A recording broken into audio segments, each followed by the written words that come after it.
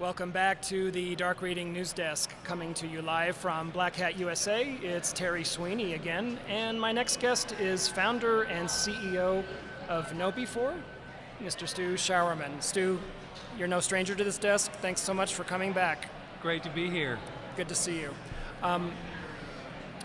So as we were just sitting here talking before the camera went on, you made the comment that I'm still kind of sitting with. Social engineering is still the number one vulnerability that individuals and organizations face.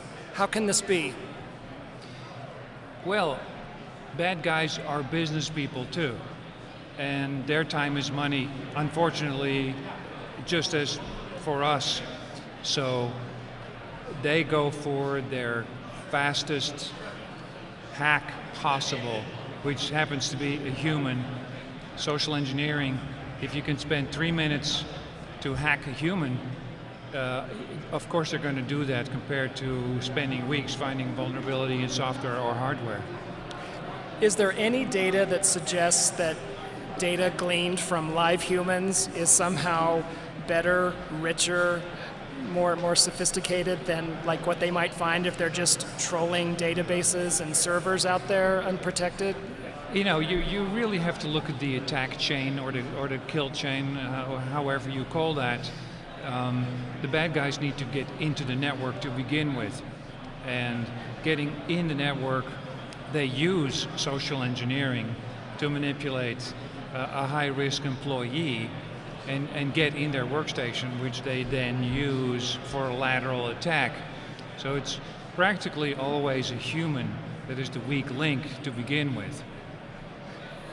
I mean, this seems to be true all across security, right? I mean, clicking on a phishing email or answering a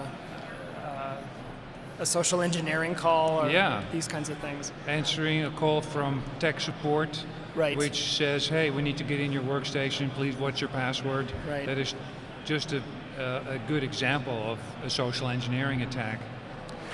So this is your bread and butter. How do organizations manage this problem?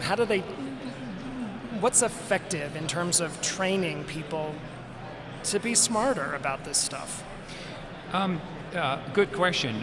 Essentially, you have this 7-layer OSI model with all the hardware and software layers. Sure. You really need to add an 8th layer, which is your human firewall.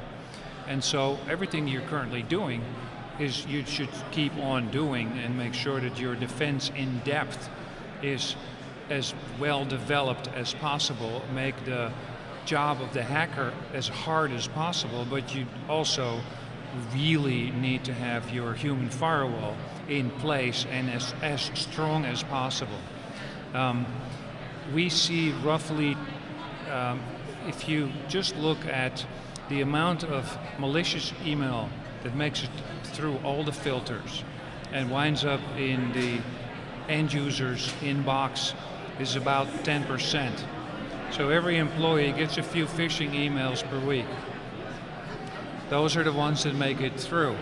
So your humans, your employees, your users are really your last line of defense, and they need to be trained to sniff out that fishy email and click on that fish alert button to report it to incident response. So if we treat regular training as basically the software update for these human firewalls, right? Mm-hmm. At what point does that remain effective? At what point do users start to, I guess, suffer from information fatigue or overload? Like, it's too much to remember, it's too much to think about. It's like the whole thing makes me so nervous. And we've done a recent large-scale study, over 9 million end users, and we have identified some best practices that came out of that study. If you start with a baseline test with, say, 100 end users, on average 30% of your users click on that phishing link, untrained users. Then you train them. Online, interactive, engaging training on demand. And then you keep sending them simulated phishing attacks. If you do that at least once a month, your phish prone percentage goes down from 30 to half in 3 months, and over 12 months it goes down to only 2%. So best practice is frequent repetition of the message, and at least once a month to keep them on their toes with security top of mind. Stu, you've given us a lot to think about and a lot to be really frightened about too, I'm afraid. But thanks as always for coming by the Dark Reading News Desk. You are very welcome. Pleasure. All right. We've been talking with Stu Sjouwerman from KnowBe4. Stay tuned. There'll be more from News Desk right after this.